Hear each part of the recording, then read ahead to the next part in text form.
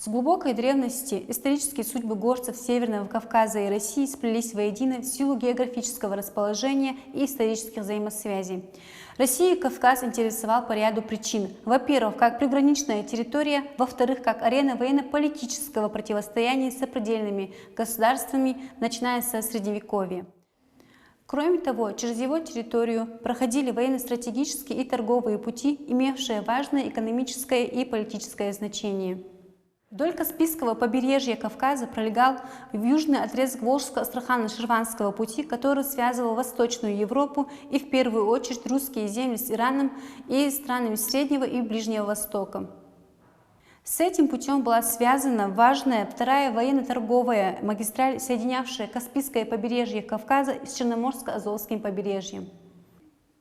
Царское правительство, приступив к освоению Северного Кавказа, рассматривало всевозможные варианты основательного утверждения в этом регионе. Одним из направлений в политике на Северном Кавказе являлась попытка христианизации ингушей через земли, в которых проходила военно-стратегическая дорожная артерия, ведущая в Турцию. В марте 1770 года на обширной поляне с символическим названием Бартыбоси, что означает «склон согласия», произошло самое знаковое событие в истории Ингушетии – церемония принесения присяги на верность подданства России.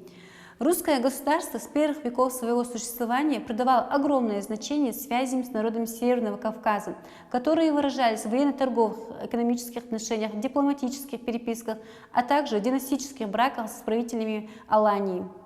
Алания – средневековое государство, располагавшееся в предгорьях Кавказа, которое просуществовало до монголо-татарского нашествия 1238 по 1239 года. По мнению многих ингушских ученых, именно на территории Республики Ингушетия находилась его столица Магаз, в честь которого названа современная столица республики.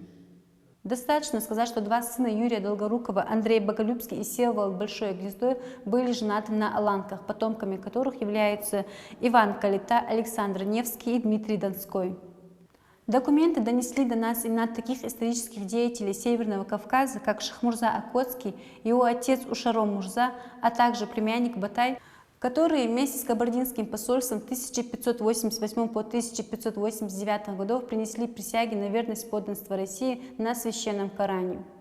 Окотские владетели принимали активное участие в предприятиях царского правительства. Они вместе с казаками не только охраняли пограничные рубежи России, но и принимали активное участие и способствовали укреплению позиции России на Северном Кавказе. Именно в этот период стало предельно очевидно, что от того, кто будет владеть Северным Кавказом, зависит, станут ли Кавказские горы естественной защитой южных рубежей России или плацдармом для иностранного вторжения. Поэтому кавказское направление в российской внешней политике становится одним из ключевых. Важнейшей задачей для России в этот период был выход к берегам Черного моря. Непростой период своей истории переживал и ингушский народ. Малоземелье в горах диктовало необходимость переселения на плоскость. И хотя процесс возвращения на плоскость начался еще в XVI веке, к началу XVIII века была заселена лишь Тарская долина. 18 ингушских селений составляли округ Большие Ингуши с центром селения Ангушт, от которого произошло русское название народа. В середине XVIII века был образован округ Малые Ингуши с центром селения Шолхи. Во всех 24 селениях округов Большие и Малые Ингушей было до 900 дворов, и они могли выставить в случае чего до 1000 бойцов. Это была довольно-таки внушительная цифра для того периода.